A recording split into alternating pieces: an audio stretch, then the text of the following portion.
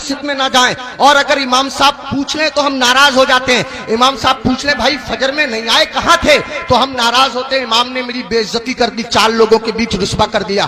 امام صاحب اگر ایک ٹائم نہ رہیں تو ایسے لوگ جو جمعے کی جمعے جاتے ہیں وہ ہنگامہ مچا دیتے ہیں. امام کے بچے نہیں ہیں, امام کی رشتہ داری نہیں ہے, امام کی سسرال نہیں ہے, امام کی ددیال نہیں ہے, امام کی ننیحال نہیں ہے, امام کا کون نہیں ہے, امام کے چچا بھی ہیں, امام کے تاؤ بھی ہیں, امام میرے تمہارے طرح آدمی ہے. مجھے بتاؤ کہیں کوئی مر جائے گا تو امام کو جانا پڑے گا یا نہیں جانا پڑے گا؟ کہیں کوئی پیدا ہوگا تو امام کو جانا پڑے گا یا نہیں جانا پڑے گا؟ کہیں کسی کو تکلیف ہے, کہیں کسی کی طبیعت اچھی ہے, کہیں کسی کی خراب ہے, 1000 ذمہ داری امام کے ساتھ ہوتی ہیں. اگر 1-2 دن امام غیر حاضر رہ جائے تو لوگ بے وجہ اس کا حساب کرنے پہ تل جاتے ہیں اور پھر امام کے پیچھے ہاتھ دھو کے پڑ جاتے ہیں. ہونا یہ چاہیے 2 امام ہونے چاہیے مسجد میں, ایک امام ہونا چاہیے, ایک نائب امام ہونا چاہیے. امام صاحب اگر کام سے چلے جائیں تو نائب امام ان کا کام انجام دے سکے. اماموں کی تنخواہ بڑھاؤ. اب ایک دم تو بڑھا نہیں سکتے, میں ایک ترکیب بتاتا ہوں اور پھر حضرت مفتی صاحب کو آواز دیتا ہوں. ترکیب یہ ہے کہ جب جمعے کے دن امام صاحب خطبہ پڑھتے ہیں, مطلب تقریر کرتے ہیں یا نعت شریف پڑھتے ہیں,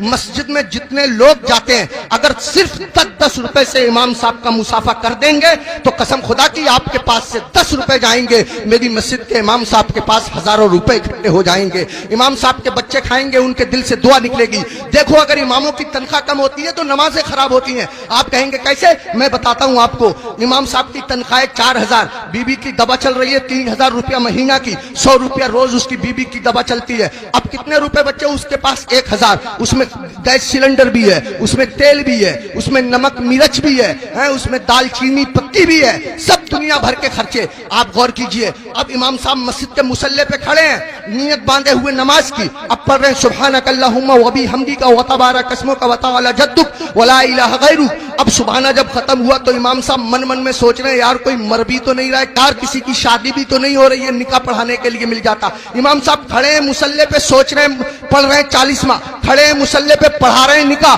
قسم خدا کی اگر تم لوگوں نے اپنے امام کی تنخواہیں معقول رکھی ہوتی تو تمہارا امام جہاں ہوتا امام کی نیت بھی وہی ہوتی, تمہارا امام جہاں ہوتا امام کا دل بھی وہی ہوتا, تمہارا امام جہاں ہوتا امام کا خیال بھی وہی ہوتا. اماموں کی تنخواہیں بڑھاؤ, ملا کرو, ہر ہفتے معمول بنا لو.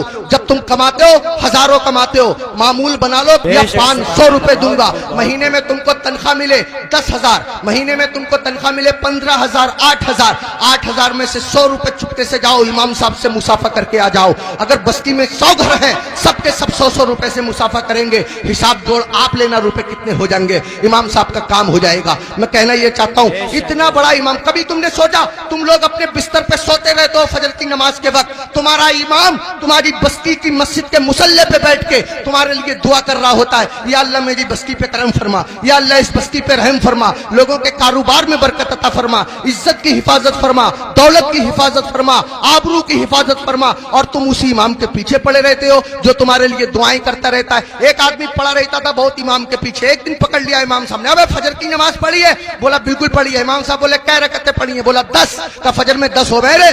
کہہ رہا چلو 15 مان لو. امام صاحب بولے 15 ہوتی ہیں فجر میں. کہہ رہا چلو 20 مان لو. امام صاحب بولے پٹ جائے گا, دماغ خراب مت کر. منہ لٹکایا ہوا گھر گیا, بیوی بولی کیسے منہ لٹکائے پھر رہے ہو؟ کہنے لگا رے امام صاحب نے پکڑ لیا, بولے فجر پڑھی ہے, میں نے پڑھی ہے. انہوں نے رکعتیں پوچھ لی, میں نے 10 بتائیں, 15 بتائیں, 20 بتائیں, 25 تک پہنچ گیا, مگر اتنا ہے کڑے امام ہے وہ بھی مانے ہی نہیں. تو بیوی کہہ رہی ہے تم بھی تو پاگلوں جیسی باتیں کرو, 4 بتا دیتے 4. تو کہہ رہا تو سچ میں ہی پٹوانے والے کام کر رہی ہے. جو امام ضدی امام 25 میں نہ مانا وہ 4 میں کیسے مان جائے گا؟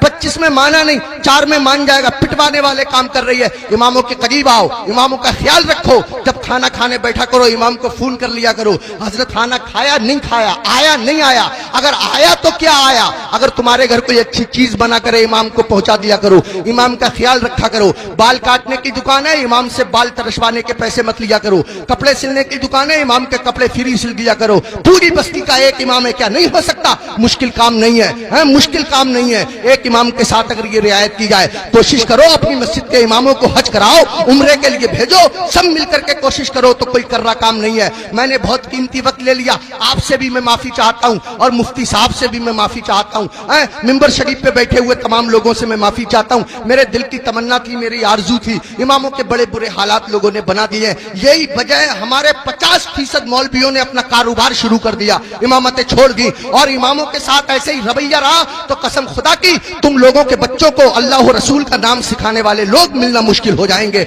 ऐसी हालतें पैदा हो जाएंगी। इमामों की कदर करो, इन लोगों से दीन जिंदा है, इन लोगों से इस्लाम जिंदा है, इन लोगों से हमारा मजहब जिंदा है। शायरों के कदमों पे 1-1 हजार, 2-2 हजार, 20-20 हजार, हमारी जमात में ऐसे ऐसे शायर भी हैं जो 2-2 नाते पढ़ने के 1-1 लाख लेते हैं। तकरीर करने वाले लोग ऐसे भी हैं जो 2.5-2.5 लाख लेते हैं। उनको एयर कंडीशन रूम चाहिए, किसी आम आदमी के मकान में ठहरेंगे नहीं, 5 स्टार होटल उनको कियाम करने के लिए चाहिए। हमारी कौम सब कुछ बर्दाश्त करती है, लेकिन जब निकाह का नंबर आता है और इमाम साहब कह रहे हैं 3,000 लूंगा, तो पूछे कौन सी किताब में लिखा हुआ है भाई 3,000 ही लोगे, इससे कम नहीं लोगे? और वो 3,000 में से भी 500 रुपए ले लेते हैं मस्जिद के लिए, 1,000 रुपए मस्जिद के लिए। शरीयत का मसला यह है, निकाह पढ़ाने में जितने पैसे मिलते हैं वो सबके सब इमाम निकाह पढ़ाने वाले के होते हैं। अगर जबरन उससे मस्जिद के लिए पैसे लिए जाएंगे तो लेने वाले लोग मैदान महशर में उसका कर्जा देने के लिए तैयार रहे। इमाम के साथ वो ज्यादती जो लोग कर रहे हैं, इमाम के नाम से उगाते हैं ईद में लोग पैसे, 40,000 50,000 इमाम साहब को दे दिए, 7,000 8,000 बाकी बचा लिए। अरे इमाम के नाम से उगाया, इमाम को दो, मस्जिद में और काम है, उसके नाम से कमाओ, उगाओ, इकट्ठे करो और मस्जिद में लगाओ। बहरहाल अल्लाह ताला माफ फरमाए, कोई भी शाखे तमन्ना हरी नहीं होगी, तेरे बगैर बसर जिंदगी नहीं होगी। जो दूसरों को अंधेरे में देखना चाहे उसी के घर में कभी रोशनी नहीं होगी। मैं ये नहीं कहता कि नात पढ़ने वालों को मत दो, मैं ये नहीं कहता कि तकरीर करने वालों को मत दो। अगर इनको देना बंद कर दोगे तो हम लोगों के बच्चे कैसे पलेंगे? मैं कहता हूं इनको भी दो, मगर इनके साथ साथ अपने इमाम का भी ख्याल रखो। ये वो इमाम है जो तुम्हारे बाप का निकाह पढ़ाता है, तब आदमी जायज तरीके से पैदा होता है। अगर इसने बाप का निकाह ना पढ़ाया होता तो आदमी दुनिया में पैदा होने के बाद किसी को मुंह दिखाने के काबिल न रहता। आज मैं इज्जत से खड़ा हुआ हूं, ये मेरे मस्जिद के इमाम साहब की बदौलत है, उन्होंने मेरे बाप का निकाह पढ़ा दिया था।